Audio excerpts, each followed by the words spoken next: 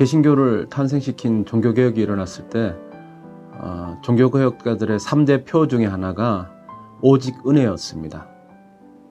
그래서 그 이후로는 우리 교회 안에서 은혜를 많이 강조했습니다. 그래서 교회에서 은혜는 일상적인 단어가 되었고 기독교인은 누구나 은혜를 중요한 덕목으로 생각했습니다.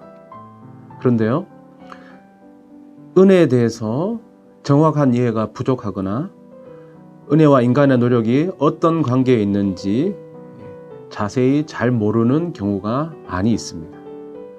우리가 은혜를 어떻게 이해하느냐에 따라서 인간의 책임과 노력을 가치 있게 만들 수도 있고 반대로 무가치하게 만들 수도 있는 것입니다.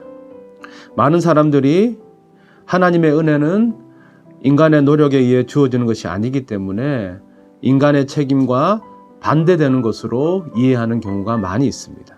따라서 하나님의 은혜에 비해서 인간의 노력은 무가치하고 그리고 별 의미가 없다라고 생각하는 경우들이 있다라는 것입니다.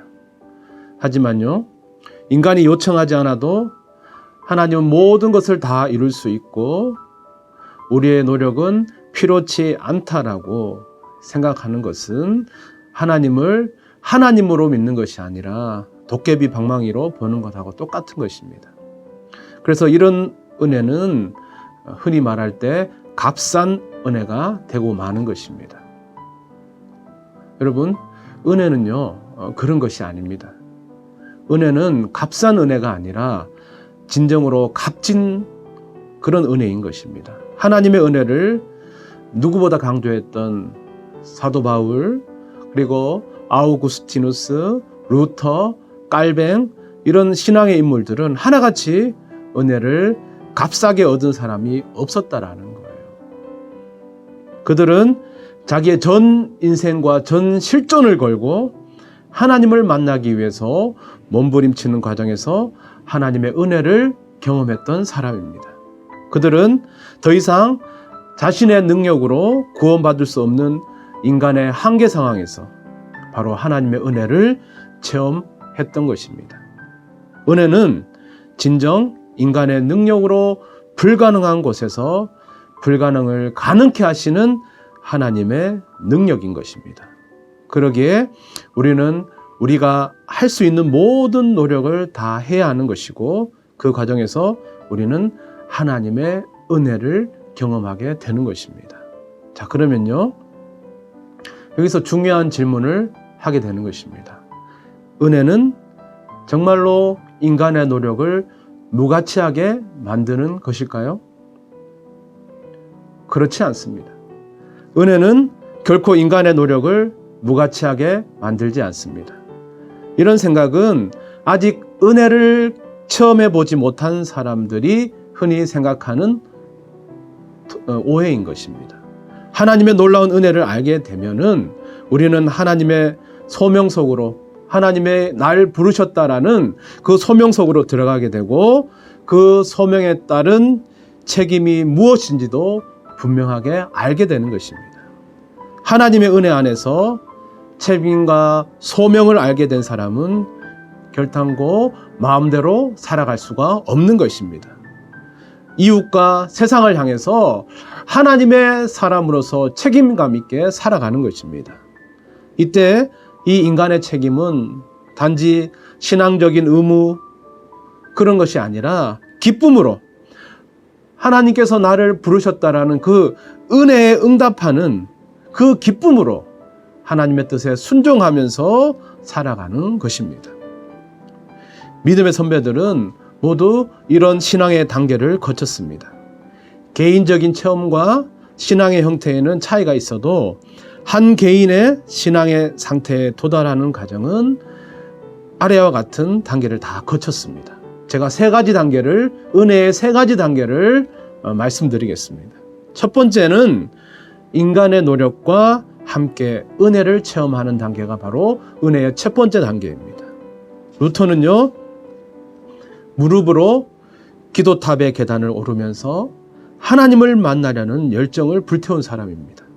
그는 하나님을 만나기 위해서 긴 인내와 그 갈망의 시간 끝에서 흔히 말하는 탑의 경험을 체험하면서 그 탑의 경험을 통해서 하나님의 복음과 은혜를 깨달았습니다. 그는 하나님을 만나려는 열정 속에서 인간적인 고통과 좌절을 거치면서 하나님의 은혜를 체험했던 것입니다. 사람이 하나님을 향한 아무런 열정 없이 그냥 은혜를 기다리는 것은 결탄코 바른 신앙인의 태도가 아닌 것입니다. 두 번째 은혜의 단계는 바로 책임과 소명을 실천하는 단계입니다. 즉, 하나님의 은혜를 체험하면 그 은혜에 대한 응답이 나타나는 것입니다. 은혜에 대한 응답이 바로 소명입니다. 은혜를 체험한 사람은 소명 속에서 하나님의 말씀 앞에 기쁨과 자발적인 순종으로 나아가는 것입니다. 여기에 바로 기독교인의 책임성이 있는 것입니다. 은혜 속으로 들어간 신자는 말씀에 대한 소명이라는 책임성을 가지는 것입니다. 은혜 속으로 들어간 신자는 말씀에 대한 소명이라는 책임성을 가지고 이 세상에서 죄와 맞서서 싸우고 그리고 이 땅에 하나님의 나라를 건설하기 위해서 하나님의 말씀을 선포하며 하나님의 뜻대로 살려고 몸부림치는 그런 과정들을 겪게 되는 것입니다. 그러나 이 모든 과정들은 무거운 의무감으로 하는 것이 아니라 하나님의 은혜를 체험했기 때문에 기쁨으로 그 하나님의 부르심에 앞으로 나아가는 것입니다. 세 번째 은혜의 단계가 있는데요. 이것은 마지막 단계입니다.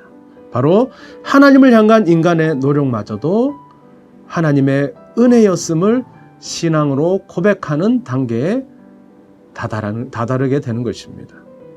자신의 노력과 열정이었다고 생각했던 그 모든 행위가 사실은 모두가 하나님의 은혜 속에 있었다라는 것을 깨닫고 고백하는 단계인 것입니다.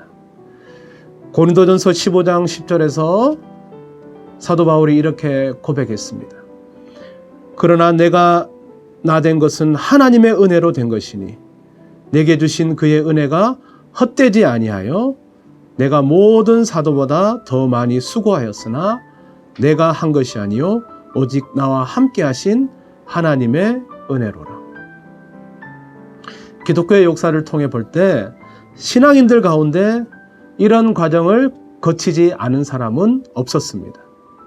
결코 은혜는 인간의 노력을 무가치하게 만드는 것이 아닙니다. 인간의 노력과 열정은 하나님의 은혜를 만나기 위한 소중한 과정이라는 것을 여러분 잊지 마십시오. 또 하나님의 은혜를 체험한 이후에는 지금까지 행했던 우리 모든 인간의 노력과 수고가 그 모두가 하나님의 은혜 안에 있었음을 우리는 마지막으로 고백하는 그런 날이 온다라는 것입니다.